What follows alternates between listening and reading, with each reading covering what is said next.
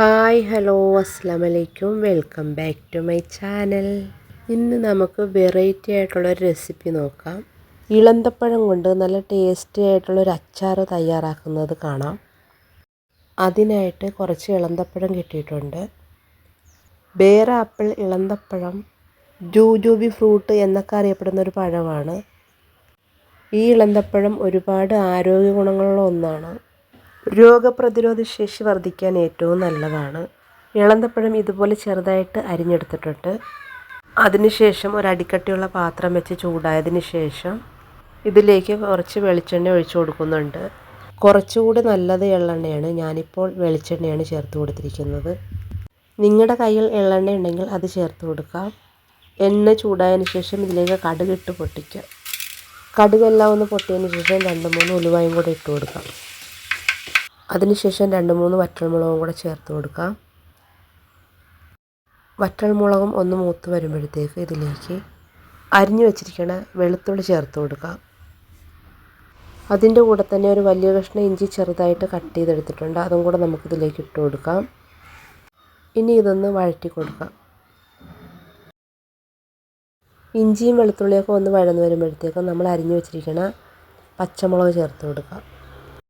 2-3 പച്ചമുളക് ചെറുതായിട്ട് ഇതുപോലെ വട്ടത്തിൽ അരിഞ്ഞു വെച്ചിട്ടുണ്ട്. അതും കൂടെ ഇട്ട് കൊടുത്തതിന് ശേഷം മീഡിയം ഫ്ലെയിമിലിട്ട് വേണം ഇതെല്ലാം ഒന്ന് വഴറ്റിയെടുക്കാനായിട്ട്. ഇതെല്ലാം ഒന്ന് വഴന്ന് വരുമ്പോഴത്തേക്ക് നമ്മൾ അരിഞ്ഞു വെച്ചിരിക്കുന്ന ഇളന്തപ്പഴം ചേർത്ത് കൊടുക്കാം. ഇനി ഇത് നല്ലതുപോലെ ഒന്ന് വഴറ്റി കൊടുക്കണം. ഈ ഇളന്തപ്പഴം ഒന്ന് വാടി വരണം.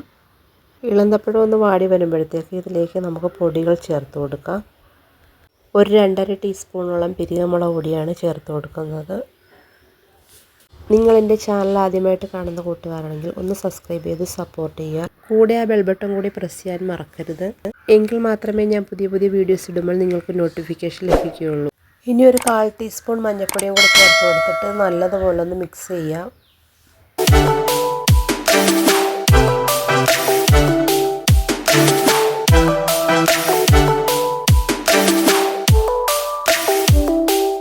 നല്ലതുപോലെ ഒന്ന് മിക്സ് ചെയ്തതിന് ശേഷം ഇനി ഇതിലേക്ക് ചേർക്കുന്നത് വിനാഗിരിയാണ്. കുറച്ച് വിനാഗിരി ഒഴിച്ചിട്ട് നല്ലതുപോലെ ഒന്ന് മിക്സ് ചെയ്യാം. നല്ലതുപോലെ ഒന്ന് മിക്സ് ചെയ്തെടുത്തതിന് ശേഷം ഇനി ഇതിലേക്ക് ആവശ്യത്തിന് ഉപ്പിട്ട് കൊടുക്കാം. ഉപ്പ് ചേർത്തതിന് ശേഷം ഒന്നും കൂടെ നല്ലതുപോലെ ഒന്ന് മിക്സ് ചെയ്യാം. ഇനി ചേർത്ത് കൊടുക്കുന്നത് കടുക് ഉലുവയും കൂടെ വറുത്ത് പൊടിച്ചതാണ്. ഒരു 1/2 ടീസ്പൂണോളം ഇതിലേക്ക് ചേർത്ത് കൊടുക്കുക. ഇനി ചേർക്കുന്നത് കായപ്പൊടിയാണ്. ഒരു 1/4 ടീസ്പൂൺ കായപ്പൊടിയും കൂടെ ചേർത്ത് കൊടുത്തിട്ട് നല്ലതുപോലെ ഒന്ന് മിക്സ് ചെയ്യാം.